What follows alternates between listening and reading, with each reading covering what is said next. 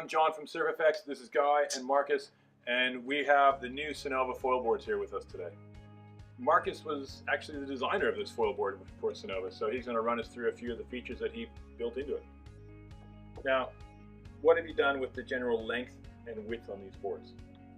So generally, compared to a normal surf sup, they're shorter and a little wider, so you can ride a shorter board. The shorter board makes it easier for foiling, so you've got less swing weight out the front of your foil when you're pumping or even just riding a wave. Yeah, the volume is still probably relative to what you would use in a surf sup, but We need the same amount of exactly, float yeah, you. yeah, and yeah, but just generally riding a shorter board than you would in a surf sup. And Guy, what size are you on with this? Similar to Marcus, 5'10", 27 now. Marcus said similar volume to what you normally ride. I'd probably say for you ride a bit less, and for myself, Marcus rides smaller boards than me, but I ride a 90 litre board usually, and I can ride 85. I can ride his 77 litre board with a foil on it because it stops that lateral movement. So you can actually go less volume. Some people argue that it's going to decrease your paddle power slower, which it does a little bit. Both of these guys have been doing it longer than I have with the foil. I ride 115 odd litre boards for my sup, and I have a 115 litre foil board right now, and it does feel like I can go much smaller. You can't go too, if I could probably drop down to 105, it'll be okay. I'm 90 kilos, and the stability is just rock solid because you have a big keel on the bottom of this thing, and it really comes down to the volume that will float your butt. Yeah, so you do ride smaller boards than me normally. I like a bit more volume for just an easier paddle, whereas I've found with a foil I can come quite small, and it doesn't really affect me as much. So. Something that I know you guys put in this board is that ridge down the center line. You can see it there in the grip.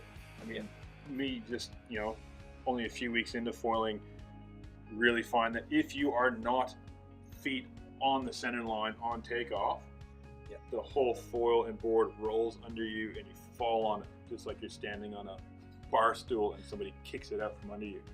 So that's great. That for just locating your feet, so you don't have to look at it. You just paddle, feet on it, feel the ridge, get in the middle. Yeah, you'll just feel when you're in the middle, and if your feet are staggered and then you're trying to learn a pump as well, when you put weight on your front foot, it's going to be tipping over that way, and then the board's kind of skewing the whole time. So it's just a good little indicator for you to feel when you're learning, especially. And it's soft, really soft. I love it. So we get a lot of guys going, well, why is the tail pad so far forward? Well, it's far forward because you want your foot on top of the foil, so you don't have the foil is not back here, it's farther forward. Right under there. And so when you design these boards, the bottom shape, is there anything particular with the bottom shape that you guys do? So these ones, we don't have the chine rails or anything on it. It's just standard round rail to give you more stability, and then hopefully encourage you to use a shorter board in the surf. And we have this straight panel, basically keeps the rocker dead straight through here, so when you mount your foil, it's on the correct angle and you won't be riding nose high like you would if this was just set into the rocker. So it allows us to still have a little bit of rocker in the board, and we just run that straight bit through there, so when you mount your foil, it's on the right angle. Because that's something a lot of times we have to do when guys convert a board. It's the biggest problem because the rocker makes the mast a different angle to the deck, and it's not 90 degrees anymore. So when you're converting your old board, you have to try to get the guy who's putting the boxes in to get it a little bit higher in the back to compensate from that rocker of a surfing board. And then we usually end up putting wedges in there of some kind, or spacing it out with some big washers, things like that. But you're not getting that stronger fit of having the flush plate completely flush on the fin boxes. That's something pretty cool on these new boards. Yeah, I think with what Marcus does more than me and all of us is downwinding. This is massively important on a downwind run. The first run I ever did with them, they basically showed me what angle I needed, and this does it. If you don't have an angle downwind perfect, Yeah, you're not catching a proper swell at the beach. You're trying to catch a little bump and get the board to fly. And if you're creating less lift by having your foil on the wrong angle, it's going to make downwinding hard. So it just makes it idiot-proof to put your foil on and you know it's wrong. That's something pretty cool with these. Is guys are able to get your surf size foil board and then do downwinding on it. So you don't need a different size board. You need a bigger wing, but you don't need to go to a much bigger board. yeah. So downwind, Marcus paddles what he surfs, and so do I now. So 5'10", 5'8", maybe. We think it's coming narrower and narrower. Maybe I find when you're downwinding, people don't realise, but I watch him do it. Basically, pumping the board off the water. So having your foil further forward on a downwind run allows your back foot to be more over your mast, which gets the board off the water earlier. So when he paddles, I watch him pump it without a swell, like basically get it off the water and then find a bump.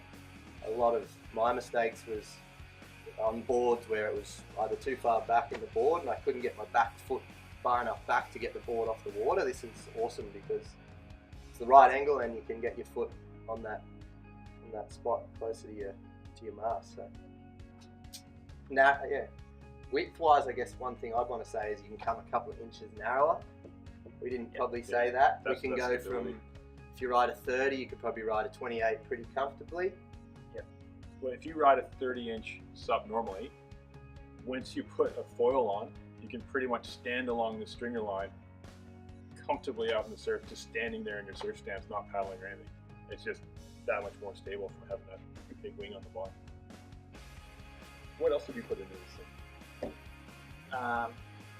One thing that works really good, and it was by mistake, is this tail angle, which I just put in all my race boards and I just think that it looks cool. Is when you come in upside down with your foil in the air, it doesn't nosedive. Good. So that was a mistake, but it's cool. What else? Rails, we've gone nice and fat bread loaf rails. Yeah, which we just mentioned before, to try and give it stability, encourage people to ride shorter board, smaller board. Pulled in nose.